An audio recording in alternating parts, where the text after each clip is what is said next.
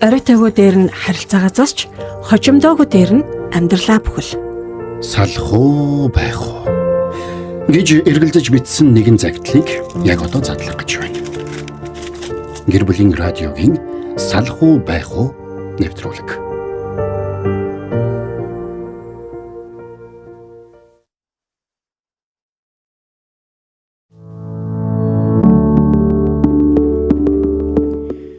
Гэр бүлийн радио 104.5, 84.5 дэлгэн дээр суугаад харуулсан сонсож байгаа эрхэм сонсогч танд өдрийн мэндийг хүргье. Гэр бүлийн радио 104.5-аас гэр бүлийн батбих байдлыг бий болгох үүднээс салгалтын ирмэг дээр асуудлаа шийдэж чадахгүй байгаа асуудлаа зориулан салах уу байх уу нэвтрүүлгийг танд бэлтгэн хүргэдэг. За салах уу байх уу нэвтрүүлгийг та лав гараг бүрийн 15 цаг 5 минутаас гэр бүлийн радио 104.5-ын пэйж хуудасаар лайв стримтэйгээр үзэхээс гадна гэр бүлийн радио 104.5, 84.5 гэсэн радио долгионоор хамт сонсох боломжтой. За мөн гэр бүл судлаач энэ амарсна гэсэн хуудсан дээр салах уу байх уу нэвтрүүлэг маань лайв хэлбэрээр хүрдэг. Тэгээд өнөөдөр нэгэн залуугийн цагтлыг ярилцсан. Салах уу байх уу нэвтрүүлэгт ирсэн тухтуудаа сэтгэл @gmail.com хаяг дээр ирүүлсэн нэгэн залуугийн цагтлын талаар ярилцсанаа. За залуу минь ямар утга агуулгатай, ямар цагтл илгээснийг би өглөө салах уу байх уугийн групп болон гэр бүл судлаачийн амарсна гэсэн пэйж хуудсан дээр бол цагтлыг нийтэлсэн байгаа. Магадгүй цагтлын утгыг одоо бүрэн ихээр нь уншихыг хүсвэл цагтлыг бас нийтэлсэн байгаа шүү гэдгийг хэлье. За альвын бодиттой дээр за тийм учраас би яг цагтлыг бодитоор нь мэйл дээр ирснээр танд харуулж байна. 2026 оны 4-р сарын 22-ны өдөр шөнийн техник цаг 57 минутанд энэ залуу маань нойргуутад, тавгуутад за тэр үедээ тухтуудаа сэтгэл @gmail.com хаяг руу өөрийнхөө амьдралын асуудлыг нааш нь бичиж эргэлгээжээ. За би загтлын эзэн рүү 2 дахь мэйлээ танд үзүүлье. За загтлын эзэн рүү даваа гарагт буюу 5 дугаар сарын 4-ний өдөр 16 цаг 30 минутанд сайн байна уу таны загтлын хариу зөвлөгөөг маргааш буюу 5 сарын 6-ны 15 цаг 5 минутаас салах уу байх уу нэвтрүүлгээр хүргэнэ гэж мэйл бичсэн. За гэтэл загтлын эзэн маань 5 сарын 4-ний 22 цаг 45 минутанд баярлалаа миний нэр хаягийг нууцлаад өгөөрэй гэж хариу имэйл бичсэн байлээ. За би 5 сарын 5-ны 16 цаг 14 минутанд та санаа зовлтгүй таны нэр болон имэйл хаягийг нууцлана гэж хариу зөвлөгөөг илгээсэн. За энэ бол зарим газрууд бол загтлын нэвтрүүлэг дээр кейс зохиож хийгээл тэгэл кейсэнд бодиттой биш юмнууд явдаг. За гэр бүлийн радио 104.5-ын салах уу байх уу нэвтрүүлгийн хувьд яг бодитоор тухтуудаа сэтгэл @gmail.com хаягт ирсэн загтлыг задлан ярилцдаг шүү. Тэгэхээр өнөөдөр загтлын эзэн маань өнөөдрийн нэвтрүүлгийг үзэж байгаа.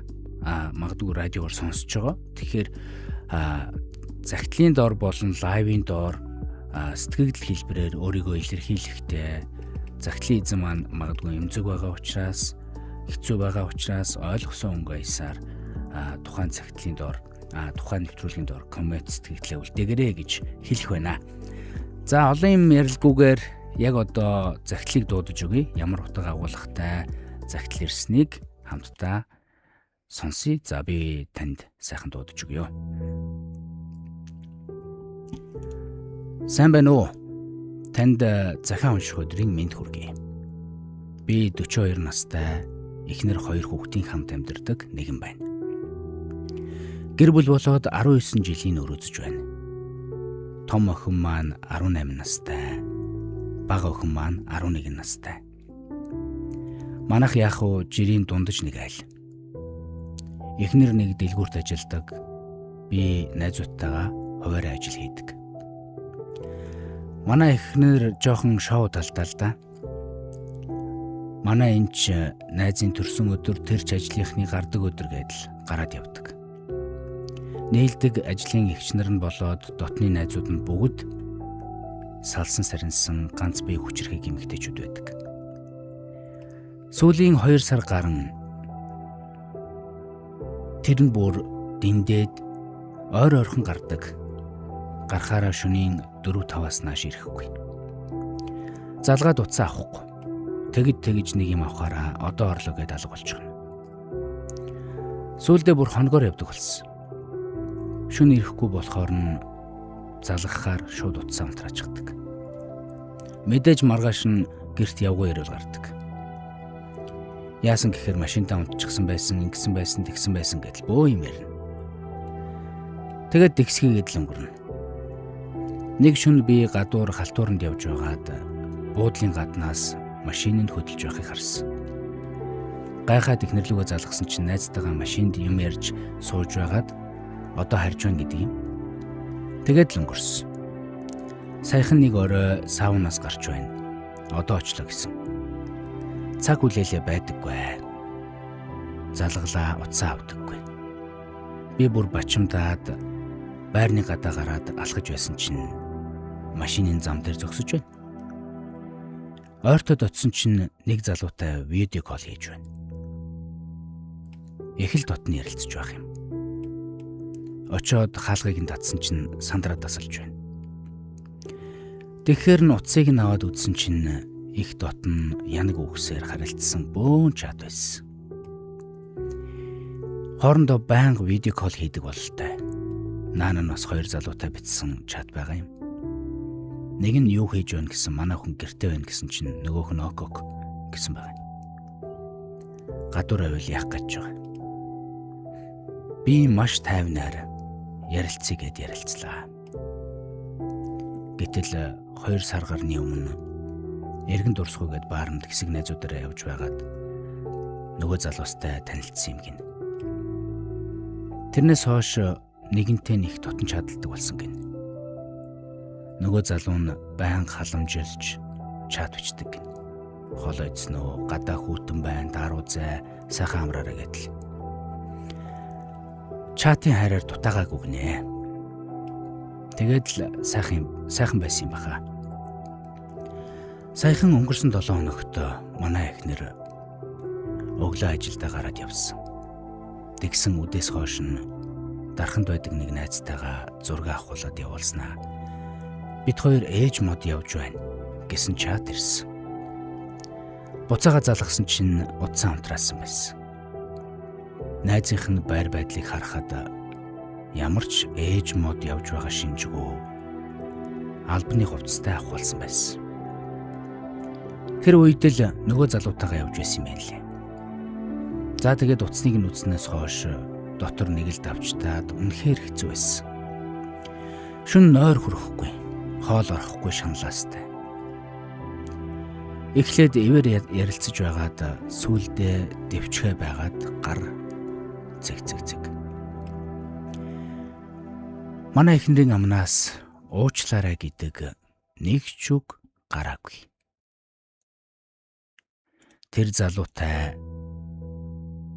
Тэр залуутай чинь уулзъя гэхээр гимгүү хүн гүтгэлээ гэдэг. Би нэг ч унтаж хэвтээгүйгээд гүрээгээстэй. Одоо бүр даамжраад 2 охин маань бөөн уйлан болоод би хэрүүлэг зогсоохын тулд гарч ирээд машиндаа сууж байна. Би одоо яах учраа үнэхээр болохгүй байна. Юу ч болоогүй юм шиг цаашаа амьдрах уу? Нэг бол энэ амьдралдаа цэг тавих уу? Яах вэ бүүмд? 2 охин маань л үнэхээр өрөвдөлтөй байна да. Та цаг зав гаргаж миний захиаг уншаад надад зөвлөгөө хайрлаарай. Баярлалаа танд. За ийм нэгэн загтлын эзэн маань бидэнд ирүүлсэн. Түрүүн би нэвтрүүлэг эхлэхдээ нэг зүйлийг онцолсныг та санаж байгаа бах. Юу онцолсон бэ гэхээр энэ загтлыг шөнийн 1 цаг 57 минутанд нойргуутаж, тавгуутаж өөрийнхөө амьдралын асуудал бүх нөхцөл байдлуудыг эргэлзүүлж өөрийнхөө амьдралыг нэг бүрчлэг уудалсан ийм захиа байгаа. Тэгэхээр энэ загтлыг сонссон бол үзэгч та бас энэ загтлын эзэн залууд урам зориг өгсөн мессежийг коммент сэтгэлдлийг харамгүй сайхан үлдээгээрэй. Таны өмнө лайв стриминд ор коммент бичиж энэ залууд урам өгөх, сэтгэлийн сайхан үгээ хэлэх боломж байгаа. За мөн 1146 104 5 гэсэн эфирийн шууд утсан дээр шуудаар холбогдож орж ирээд бас надтай хамт энэ залууд урам өгсөн нөхцөл байдлыг бас ярьж хэлж болно. За тэгэхээр энэ залуугийн загтлыг уншаад би дараах зөвлөмжийг бэлтгэлээ. Магадгүй яг энэ залуутай адилхан адил төстэй асуудалтай маш олон хүмүүс байж магадгүй, эмэгтэйчүүд байж магадгүй, эрэгтэйчүүд байж магадгүй. Тэгэхээр загтлын эзний асуудал бусдын амьдралд ч гэсэн тохиолдож болох. Магадгүй ийм ачааг үүрч яваа хүмүүс рүү энэ нэвтрүүлгийг та бас сайхан шеэрлж өгөөрэй. Тэр хүн ч гэсэн давхар өөрийнхөө амьдралд байгаа асуудлыг мэргэжлийн үний заавар зөвлөмж тусламжийн дагуу үнэлж тодорхойлох юм боломж байгаа шүү гэдгийг ийм боломж үүсгэх гэж шеэрлж өгөөрэй гэж хүсэж байна. За загтлын эзэндээ хандаж хэлэхэд таны бичсэн загтал дээр гарч байгаа зүйл бол зүгээр нэг асуудал биш ээ. Харин маш хүчтэй сэтгэл зүйн дарамт, итгэлийн эвдрэл, гэр бүлийн хямралын бодит дүр зураг байна гэд шууд хэлж болох юм. Шууд хэлэхэд энэ байдлыг юу ч болоогүй юм шиг үргэлжлүүлэх боломж бараг байхгүй. Гэхдээ нөгөө талд нь бас шууд салчих гэд хэлчих ийм шийдлийг гаргачих боломжгүй. Тэгэхээр та яг энэ хоёрын зааг дээр байна гэсэн үг. Яг манай загтлын нэвтрүүлгийн нэр шиг салах уу байх уу гэдэг яг энэ зааг дээр байна гэсэн үг. Би танд аль болох бодитоор хөл дээрээ буусан 3 шаттай зөвлөгөөг бэлтгэж одоо ярих гэж байна. Бэлтгэсэн тэрнийг ярих гэж байна. За нэгдүгээрт одоогийн нөхцөлийг яг үннээр нь харах нь өөрөө чухлаа. Яг үннээр. Таны эхнэрийн хувьд юу болоод байна вэ? Сэтгэл хөдлөлийн урвал хийж байгаа нь бараг тодорхой байна. Өөр хүн татагдж байгаа, өөр хүнтэй харилцаж байгаа. Тэр чатууд нь сэтгэл хөдлөлийг үүсгэсэн байна. Хайр халамж, сайхан мэдрэмжийг өгсөн байна. За хоёрдугаарт итгэл эвдсэн. За нуух, худлаа хэлэх, утсаа унтраах зэрэг энэ асуудлууд чи эргээд хосын харилцаанд нөгөө нэг хардталтыг үүсгэдэг том нөхцлүүдийн нэг байхгүй. Тэгэхээр яг энийг үүсгэсэн байна. За 3 дугаарт болохоор хариуцлага хүлээхгүй, уучлал хүсэхгүй байгаа нь харагдаж байна. За энэ бол зүгээр л нэг найз нөхдийн асуудал биш. Энэ бол гэр бүлийн итгэлцлийн одоо итгэлийн ноцтой хямрал. За та өөрийгөө бодоод үз. Таны эхнэрийн хувьд бол дээрх зүйлүүд байна. За таны хувьд болохоор хит их дэвчиж ирсэн байна энэ асуудлыг. Дараагийнхан зүйл нь одоо сэтгэл зүйн туйлд хүрээд нойргуудсан байна. Хоолны туршил буурч ийн, уур бухимдлын дээд цэг рүү очиж байна. За магадгүй одоо хүчирхийлэл рүү орох эрсдэлд орсон байна. Гар гэд цэг гэд тавьчихсан байсан захиан дээр. Тэгэхээр магадгүй гар хүрээд алгацсан ч юм уу ямар нэгэн зүйлийг та хийсэн байх. Тэрийг тодорхой очих байсан. За тэгэхээр хоёрын бодит одоо нөхцөл байдал бол яг энэ дээдх зүйлүүд таны эхнэрийн хувьд, таны хувьд ярьлаа. Тэгэхээр та өөрийгөө алдах шатанд орж ийн гэсэн үг. Энэ бол хамгийн аюултай үе. За хоёрдугаар шатны зөвлөгөө нь би одоо юу хийх вэ? Энийг яаралтай байдлаар бодох хэрэгтэй. Та одоо шийдвэр гаргах гэж яарах хэрэггүй. Төр зогс. Өөрийгөө чагна. Амьдралаа олон талаас нь хар бод дүгнэ. Тэгээд хийх ёстой нь 3 зүйлийг та хийгээд үзсэн. За нэгдүгээрх нь түр энэ нөхцөл байдлаас нэг амс хийгээд зайгаа аваад үзсэн. 2-оос 7 хоног та магадгүй 5 хоног ч байсан болно. Их нэртэйгээ хэрэлдэхгүй, холбоо барихгүй, яг ингээд нэг тийм өөрийнхөө яг энэ ууртай, хүчирхийлэл үйлдчихэж болох үеийн юм сэтгэл хөдлөлтөй ийм нөхцөл байдлаасаа жоохон холдоод хөндөрөөд магадгүй дуртай хөлбөмбөг сонирхдог одоо спорт уулан талхах дуртай бол уулан далах за магадгүй одоо ийш тийшээ түр хугацаагаар аял салхиндгаар яг энэ нөхцөл байдлаас яг энэ хэцүү байдлаас ингээд гар түр ингээд холд. Машиндаа биш 50 орчинд бай. Машины орчин чи ерөнхийдөө хүмүүс ингээд эрчүүдийн хувьд нэг ялангуяа анзаарч яхад ийм асуудал үүсгэхэд машинд ороод суучдаг. Машины орчин чинь өвгнийг нөгөө маш их давчдуулдаг байхгүй юу? Тийм жижигэн зайд. Тэгэхээр яг ийм асуудал үүссэн үед хүн болж өгвөл нэг уулын орой дээр байгальдаа ойрхон байгаад 50 орчинд өөрийгөө сонсох орчинд очиод яг ингээд нэг доктортойгоор бодоод уурын сэтгэл зүгээр хандахгүй байх нь чухал.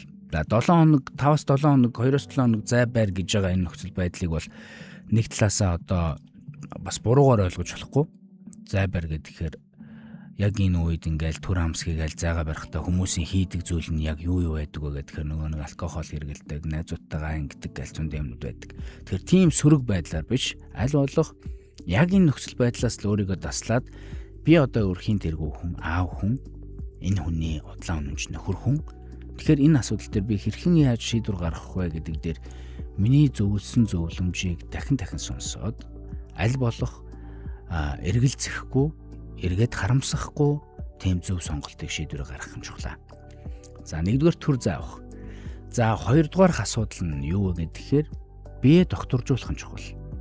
Одоогийн байдлаар та загтал дээр бичсэнчлэн нойргуудсан байгаа, хоолны туршилтсан багассан байгаа, стрессийн түвшин ч маш их өндөрсөн байгаа. Тэгэхээр хамгийн чухал нь яг 8 цагийнх нь нойрыг авах. Өдөрт багаар 5 удаа хооллох.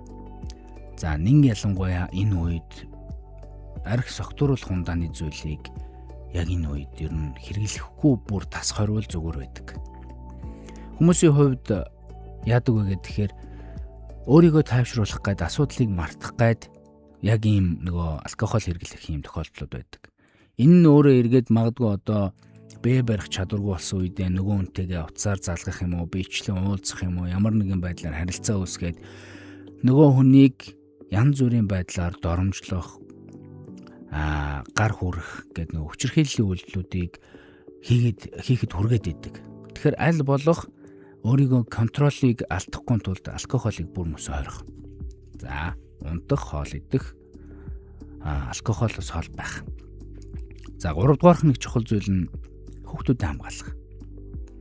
Хоёр охин чинь яг одоо хамгийн их гэмтэж байгаа. Магадгүй эхнэр чинь өөртөө өссөн яг энэ сэтгэлийн хувирлаасаа үүдээд охтуудаа ингэж гэмтэж байгаагаа ч мэдэхгүй, таныг ингэж гэмтэж байгаагаа ч мэдэхгүй, зарим талдаа өөрсдийнхөө амьдралыг алдах байгаагаа ч мэдэхгүй ийм ухамсаргүй байдлыг өөртөө үүсгэсэн явж байна л та. Тэгэхээр хүүхдүүдэд хамгаалахын тулд яах аргагүй хүүхдүүдийнхээ өмнө одоо хэрүүл хийхгүй байх нь чухал.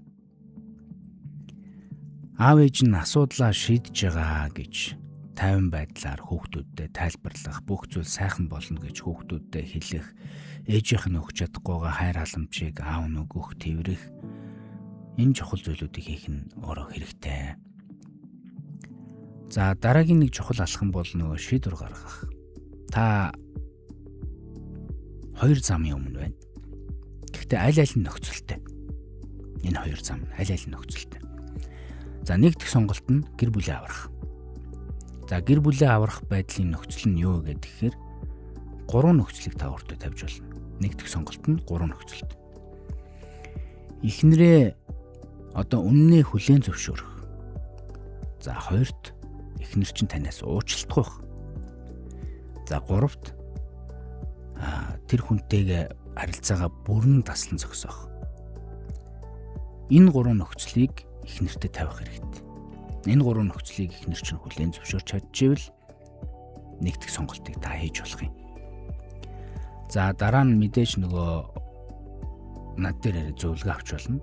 Хосын зөвлөгөө авах хэрэгтэй. Яг ингээд эвлэрээд явах дээрээ тулах юм бол хүмүүс ингэж боддог байхгүй. Яг ийм нөхцөл байдал үүссний дараа би амьдралынхаа асуудлыг өөрөө мэдчихнэ, шийдчихнэ гэдэг байдлаар харилцаанд чинь хоёрын онцлогоос шалтгаалаад маш олон нөхцөл байдлууд үүсдэг. Тэгэхээр энэ нөхцөл байдлууд дээр тохирсон асуудлаа шийдэх аргачлал зөвлөмжүүдийг гаргаж ирэхийн тулд нөгөө хосын зөвлөгөөгөөр энэ бүх асуудалд одоо нөгөө бүрэн хариулах боломж байдаг гэсэн үг. Онцлогооны уулзалтуудын за тэгээд зөвхөн хоёр тохирсон харилцааны аргачлалыг 3-6 сар хэрэгжүүлэх аргачлалыг зөвлөж өгдөг гэсэн үг. Тэгэхээр нөгөө ингээд цаашаа нэгдэх сонголтыг хийгээд гэр бүлээ аврах нөхцөлтэйгээр эхнэртэй түрүүний хэлсэн энэ асуудлаа хүлээн зөвшөөрөх уучлах тэр хүмүүсээсээ одоо харилцаагаа таслах гэсэн энэ гурван нөхцөлийг эхнэртэй тавиад за энийг эхнэр чинь хүлээн зөвшөөрөө цаашаа явъя гэвэл ирээд гэр бүлийн зөвлөгөө хосын зөвлөгөө авах. За дараах нь болохоор магадгүй одоо цаашаа явлаа гэхэд хин энд нөгөө хүндэтгэлтэй харилцааг үүсгэх нь чухал та. Нэг ийм асуудал үүсгэснийхээ дараа нэг насаараа хардаж сэрдэж амьдрах эсвэл нэг насаараа хардуулж амьдрах ийм төвхтэй харилцааг хосуудын хувьд үүсгэждэг. Тэгэхээр аль болох яг ийм төвхтэй харилцааг үүсгэхгүй тулд цаашаа уучлсан шиг уучлж итгэл даасан шиг даагаад цаашаа явахын тулд нөгөө хосын зөвлөгөөг хамтдаа ярьж аавна гэдэг бол өөрөө чухал шүү. Энийг та маш сайн санаарай. За дараагийнх нь хоёр дахь сонголт бол мэдээж нөгөө нэг эхнэр чинь энэ тохиолдолд одоо ухаарахгүй бол энэ салах гэдэг сонголтыг хийж болно. За энэ салах сонголт бол мэдээж бас л нөгөө гурван нөхцөлтэй. Ямар гурван нөхцөлд та салах шийдвэрийг гаргаж болох вэ? Эхнэр чинь зогсохгүйгээр ингээд худлаа хэлсээр байх юм бол нэгдүгээр хэн. Хоёр дахь нь би ерөөсө буруу юм ижлээ шүү. Амьдралынхаа ханьны өмнө хоёр хүүхдийнхээ аавын өмнө би буруу юм ижлээ шүү гэсэн ямар ч тийм гимшилгүй яваад байвал. За гурав дахь нь энэ харилцааг ингээд нууцаар үргэлжлүүлээд танд баригдахгүй гэдэг байдлаар ингээл нууцаар үргэлжлүүлээд байвал энэ сонголтыг хийж болно. Та өөрийгөө хамгаалах хэрэгтэй. Гэхдээ өөрийгөө хамгаалах нөхцөлийг бас зөөр хийх хэрэгтэй. Уураар биш. Төлөвлөх хэрэгтэй. Санхүүгийн хувьд тооцооллыг гаргах хэрэгтэй. Хүүхдүүдийн хувьд яах вэ гэдгийг судлах хэрэгтэй. Орон байрны хувьд яах вэ гэдгийг судлах хэрэгтэй. Олон талаас нь бодож үзэж уурын сэтгэл хөдлөлтөөр төвлөрсөн байдлаар биш энэ асуудлаас өөрөө гэмтчихгүй үр хүүхдээ гэмтээчихгүй салсан ч гэсэн магадгүй одоо нэг тийм амар хэрүүлтэй би биенийгээ үзэн ядсан би чамтай одоо хүүхдээ уулзуулахгүй тэрийг би чамтай одоо тэгж хандна гэсэн өшөрхлийн байдлаар биш. За энэ нөхцөл байдлыг үүсгэсэн эхлүүлсэн үнэн чи. Тэгэхээр энэ нөхцөл байдлыг хоёулаа ухаалгаар шийдэж дуусгая. Салхтай хүртэл эв найртайгаар эргээд ээжийн үргээ гүйцэтгэх, аавын үргээ гүйцэтгэх нөхцөл байдалтайгаар эрэг зүүр хийвэл зүгээр. Үнэхээр хоёрт одоо бие биений хайрлах өчүүхэн жоохон хайр байгаа бол энэ хайрыг асааж дөрвөлзүүлж болно. Тэгэхээр тийм хайр байгаа бол бид хоёр тусалж чадна. Заавал энэ салах гэдэг хоёр дахь сонголтыг хийх шаардлагагүйгээр амьдралаа аваад үлдэхийн төлөө ахаад нэг хүн зүтгэж болно. Хамгийн чухал зүйл нь юу вэ гэхээр ийм байдлыг та хэр удаан дэвчиж чадах вэ гэдгийг бодох хэрэгтэй. Энэ байдлыг удаан дэвчнэ гэдэг бол эрэгтэй хүний хувьд ч эмэгтэй хүний хувьд ч хэцүү. Тэгэхээр хэцүү учраас энийг яаралтайгаар нэг шийдвэрлээд аль болох үгийн муухайгаар би биенийгээ хараад зөвхөд доромжилж харилцаагаа бүр муутгачаагүй дээрээ аль болох нөгөө хүчирхийллийг үйлдэж асуудлыг бүр хөндрүүлчихөөгүй байгаа дээрээ яг энэ асуудлыг бодтой шийдэхийн тулд за би тогтуутай сэтгэл @gmail.com хаягаар гэр бүл судлаач Хамарснагийн бэлтгэдэг салхуу байх уу гэдэг нэвтрүүлэгт захаа бичсэн юм аа. Загтлын маань хариуг яг ингээд зөвлөмж маягаар ингээд бэлтгэд хэлсэн. Энэ ингээд линк нь байна. Чи үзээ. Хоёулаа хамтдаа энэ хүнээс очиод хосын зөвлөгөө аваад үзье. Би бол гэр бүлийнхээ амьдралыг алдахгүй, нураахгүй зөв шийдвэр гаргая гэдэг үүднээс ийм нүүдлийг хийж байна. Ингэж хандж байна. Өөрийнхөө амьдралыг ингэж бичлээ. Тэгээ нэг талдаа эхнэр чинь ийм байдалд ороход хүргэсэн нөхцөл байдлуудыг та бас бодох хэрэгтэй. Хосын харилцааны асуудал дээр дан ганц одоо нөхрийн буруу, эхнэрийн буруу гэсэн ойлголт байдаггүй. Хин хинээс нь үүдчил асуудал зөрчлүүд үүссэн байдаг. Хин хинээс нь үүдэлтэйгээр л харилцааны нөхцөл байдлууд бий болдог. Сөрөг нөхцөл байдлууд. Тэгэхээр хин хин нь ирээд ингээ хамтдаа суугаад амьдралын чинь сайн муу, сайхан муухайг хамтдаа шууж хэлэлцэж, онцлогоо хийж, дүгнэлтийг гаргаж ийж, тэрний ард нөгөө яг хоёрын амьдралд хэрэг болох, хоёрт хэрэгтэй зөвлөмжийг өгнө гэдэг бол миний хувьд чухлаа. Та өөрийгөө буруутгаж болохгүй. Магадгүй эхнэрийнхээ энэ үйлдэлийг та дэвтсэн байна. Та шийдвэр гаргах цаг дээрээ буруу шийдвэр гаргалгүйгээр мэргэжлийн үнээс ядаж захиа бичээд амьдралынхаа асуудлыг боддоор ингээд нэг хараатыг гэдэг ийм нөхцөл байдлыг гаргасан байна. Таны хийж болохгүй нэг чухал зүйл нь юу вэ гэхээр ууртай үедээ битгий шийдвэр гаргаарай. Ууртай үедээ эхнэртэйгээ битгий харилцаа үүсгээрэй. Энэ өөрөө эргээд нөгөө эрчүүдийг хүчирхийлэл гэдэг зүйл рүү түлхдэг тийм муухай хор нөлөөтэй байхгүй. Эрчүүдийн хувьд ингээл ийм үедээ эхнэрлүгөө уурлаж тесэрдэг. За эхнэрлүгөө уурлаад тесрээд эхлэнгүүд эхнэр чинь бас л нөгөө нэг сөрөг сэтгэл хөдлөл, мэдрэмжээ сөрөг байдлаар илэрхийлдэг. Тэр үед нь дэвчгүйгээр нөгөө гар хүрчдэг. Ингээд нөгөө нэг шүүхийн өмнө гэр бүлийн хүчирхийлэгч гэдэг нэрээр цоллогдоод хэдийгээр эхнэр нь буруутай үйлдэл хийсэн ч гэсэн нөхөр гар урж болохгүй. Гэт нөгөө хүчирхийллийн асуудлуудаар хуулийн өмнө өөрөг хариуцлах юм хүлээх юм тохиолдлууд байгаад идэх шүү. Тэгэхээр болж өгвөл яг энэ асуудлыг та боддоор шийдэе гэвэл их тайван байдлаар өөрийгөө алдчихгүй гэсэн сэрэмжтэй байдлаар би өөрийгөө хяналтгүй болгочихгүй гэсэн ийм нөхцөл байдлаар өөр дээрээ дүгнэлт хийх хэрэгтэй шүү. Тэгээд түрүүн нөгөө нэг ихэнд хэлсэн тэр бие докторжуулах гэдэг үйлдэлийг та яг боддоор давтаад хийгээрэй. Яг ийм асуудалд орсон хүмүүсийн хувьд бол нэг бол хит их унтдаг, нэг бол унтж чадхаа байждаг. Нэг бол хит их иддэг, нэг бол идэж чадхаа байждаг. За тэгэл асуудлаа мартахын тулд арх дарс хэрэгэлдэг. Ийм үйлдэлийг нөгөө амьдралынхаа хэмнэл бүх зүйлийг ингээд алдаад эхэлдэг. Хүн унтах ёстой цогтаа унтаж, босох ёстой цагтаа босч, идэх ёстой хоолноосоо шимдэжээлээ авчиж, хорц уршил өөрийгөө нөгөө нэг үл хянах механизм алдагдахаас сэргийлж, арх дарс энэ бүхний хэрэглээг болиулж ийж, энэний ард нөгөө нэг тайван байдлаар, амар амгалан байдлаар харилцаагаа шийдэж чадна гэдэг энэ нөхцөл байдлыг маш сайн бодох хэрэгтэй. Тэгэхээр нөгөө нэг өдөр болгон унтах ёстой цагтаа унтаж, босох ёстой цагтаа босч, идэх ёстой хоолоо идэж, яг энэ сэтгэл зүйчин үүсчээд байгаа асуудлыг илүү тайвнаар, илүү гүн гүнзгийгээр бодох энэ нөхцөл байдлыг та болж өгвөл улс ууртай хийхэд бол нөгөө бие докторжуулах нь их чухал шүү. За эхнэртэйгээ цаашид харилцахдаа яаж харилцах вэ? Мэдээж одоо эхнэрээ хамт зөвлөгөөнд авчираад яг энэ миний зөвлөгөөний өрөөнд сууж агаад сайхан ярилцаад асуудалтай бүр ингээ улс ууртай шийдэх юм боломжийг эрэлхийлэх гээд үзэх хэрэгтэй. За яг ингэж үзэхдээ ямар нөхцөл байдлыг барих вэ гэхээр аль болох хяналттай байдлыг үүсгэх. Стратегийг бий болго. Стратеги гэдэг нь тайван доктортой байх. Тэдэн хоногийн дотор би бие ингээд докторжуулаад ядаж ингээд сэтгэл готрол, стрессийн төвшөнгөө ингээд бууруулаад авъя.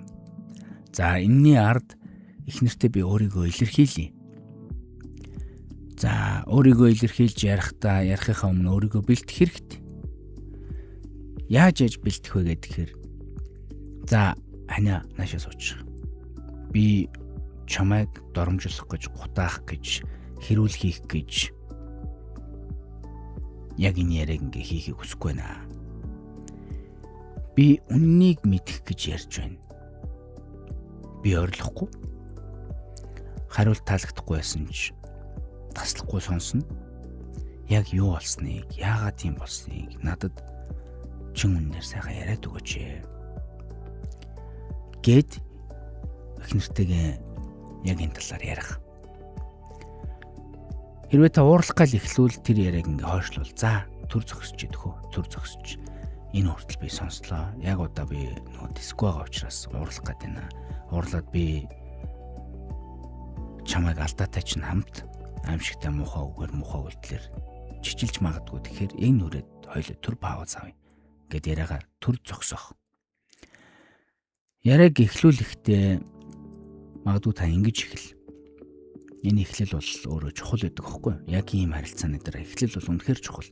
Буруутгаал эхлэх юм бол орилол өндөр дуугаар яриад эхлэх юм бол тэр яриа биш хэрүүл болдог. Эхнэр чи өөрийгөө хамгаалдаг, та өөрийнхөө уурын сэтгэл хөдлөл бүх зүйлийг муухайгаар илэрхийлдэг. Ингээд нөгөө нэг ярилцаж ойлголцох биш хэрэлдээд муудалцаа дуустдаг ийм харилцааг үүсгэж идэв.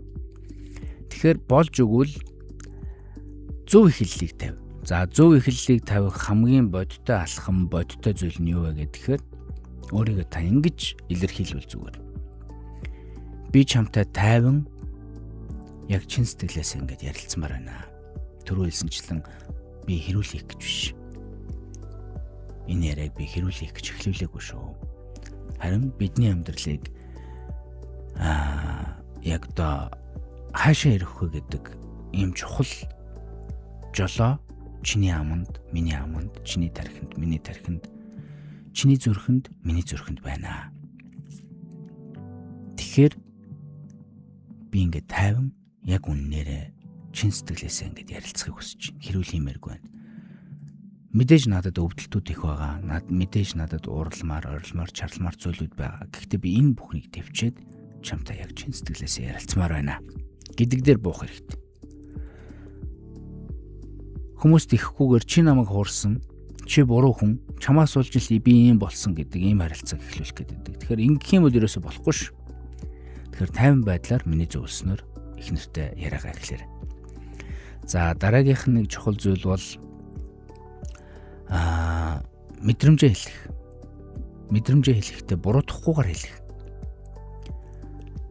За тухайлх юм бол юу гэж хэлэх вэ гэхээр сүүлийн үед чиний үйлдэлүүдийг ингээд хараад ажиглаад ахаар би маш их шаналаад шөнөөр өрөхгүй дотор тавчтаад чамд итгэх хилтгэл алдраад байсан гэж ийм тайван дүлгэн байдлаар илэрхийл. Гэхдээ нөгөө чи гэж биш харин би ингээд байсан, би ингээд өвдөд байна. Энэ үйлдэлээс болоод ингэснээс болоод би ингээд өвдөд байна гэж илэрхийлвэл зүгээр. Чи тэгдэг гэвэл эхнэр чинь өөрийгөө хамгаална. Тэгэхээр би ингэж мэдэрч байна гэж ярих энэ үнцгийг маш сайн ойлгох хэрэгтэй. За дараагийнх нь эхнэртэй мэдрэмжээ илэрхийлэхдээ болж өгвөл нөгөө яг өөрийнхөө харсан. Яг энэний дараа нөгөө нэг ургуулan бодох, төсөөлөх, харсан үдсэн зүйлээ илүү баяжуулж төсөөлөл хэлбэрээр болоогүй юмыг болгож ярих тийм нөхцөл байдлуудыг хийсвэрээр гаргаж ирлгүүгээр яг баримттайгаар ярих нь чухал байдаг. За тэтэн сарын тэдний өдөр шөнө. За ингээд дуудлагыг харах юм бол би чам руу тэдэн цагт тэдэн минутанд залгасан. За тэгтэл чи ингэж ярьсан битэрийн 30 эдэн секундын 40 эдэн секундын ярьсан call duration байж гин. За энэний ард чи ингээд утсаа унтраасан. Энэний ард би чам руу ингээд залгасан дуудлагууд нь бүгдээрээ байж. Би өөрөө харсан зүйлс ч байна. Тиймээс энэ зүгээр нөгөө найз харилцаа биш гэж би ойлгож байна. Чи тэр хүнд яг татагдаад хайртай болцсон уу? Намайг хайрлж исэн, бид хоёр эхэлж исэн яг тэр хайр сэтгэлийн харилцааг чи одоо ингээд өөр хүнээс ингээд мэдрэх болцсон юм уу? Баримтаа хэлэхдээ, өөрийгөө илэрхийлэхдээ болж өгвөл тайван, догтун, товч, тодорхой илэрхийлэх нь өөрөө чухал байдаг.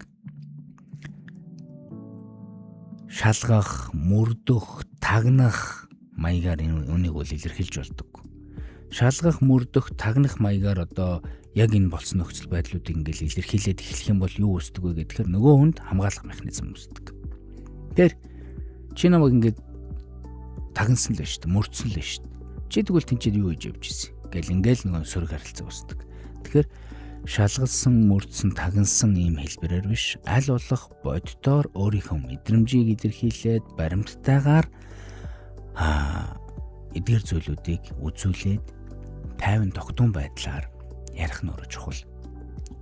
Яг юу болоод байгааг хоёулаа энд л ярьж шийдэхгүй бол, энд л хоёулаа энэний гогцоо өчгийг тайлахгүй бол бидний амьдрал яг юу болох нь вэ? Хоёрын хоёр хүүхэд маань байна. Бид хоёрын төдийгөөс өдийг хүртэл босгосон амьдралын он жилүүд хайрын цаг хугацаа байна.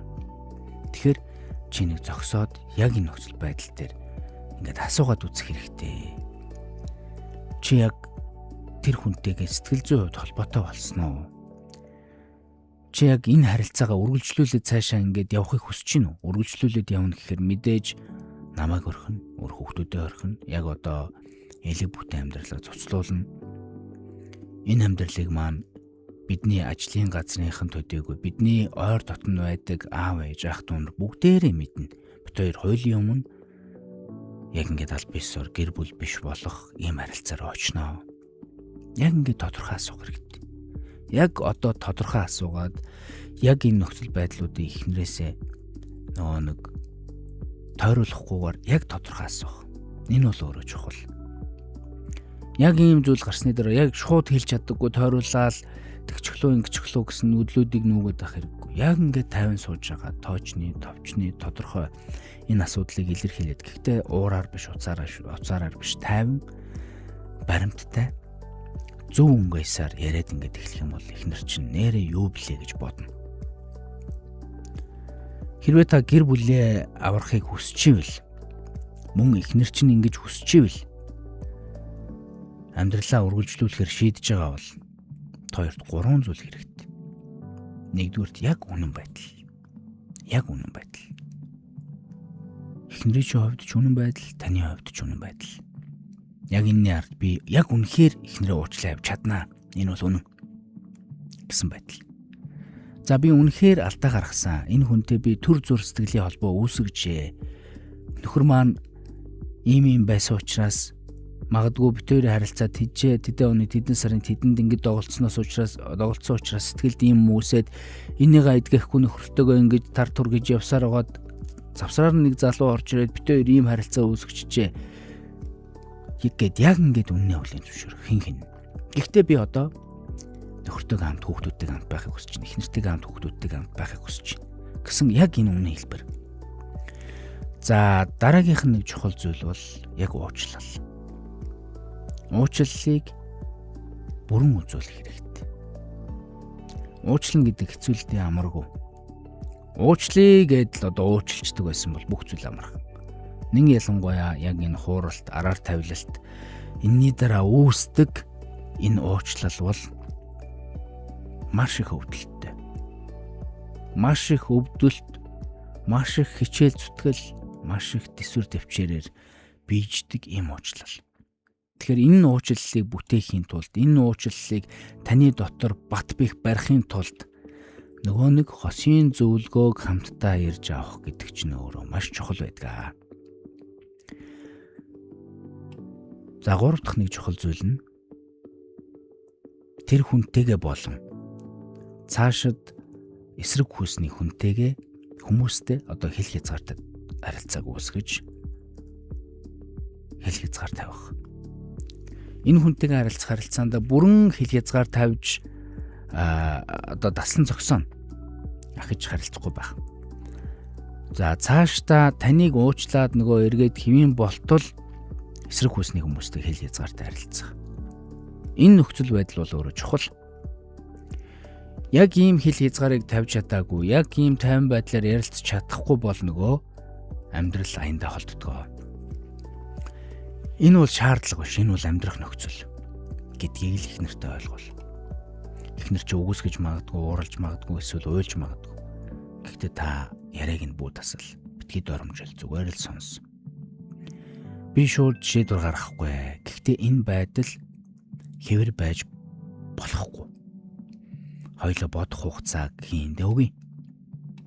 Тэгээ ярилцахтаа хийж болохгүй зүйл нь ойрлох, гар хүрэх, утсын нуухах, хүүхдүүдийн өмнө хэрэлдэх, чи өөрчлөгдөхгүй бол дууслаа гэж сүрдүүлэх энэ мэт зүйлийг өөрөөсөө хийж болохгүй шүү. Таны зорилго юу аах вэ гэхээр би энэ маргаанд чамайг ялах гэж, чамайг буруутгах гэж энэчээ суугаагүй. Би үннийг гаргаж ирээд би яг энэ үннийг туулаад цаашаа чамайгаа харьлаад явж чадах уу? Өөр хүүхдүүдэд бодоод элэг бүтээн амьдралыг үүсгэж чадах уу? Энийг л би гаргаж ирэх гэж байгаа. Ирээдүгөө шийдэх гэж байгаа. Тэгэхээр хамгийн чухал нь та сэтгэл хөдлөл, гомдлоо хүчтэй уураар илэрхийлэх биш. Харин тайван тодорхой байр сууриар их нэртэй өөрийгөө илэрхийлээд амьдралаа олон талаас нь харж агаад шийдвэр гаргах хэрэгтэй шүү гэдгийг хэлье. За салхуу байх нэвтрүүлэг Дугтуйтай сэтгэл @gmail.com хаягт ирсэн нэгэн залуугийн загтлыг нэрээ нууцлан бичсэн нэгэн залуугийн загтлыг задлан ярилцлаа.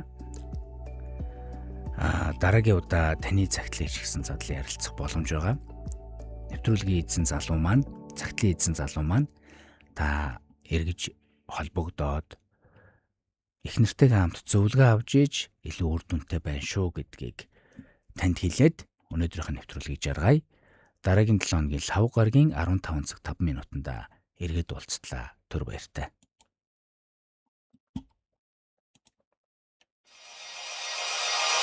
Амьдран гэж шийдээд гэр бүлтэй болсон л бол амархан дуусгаж болохгүй.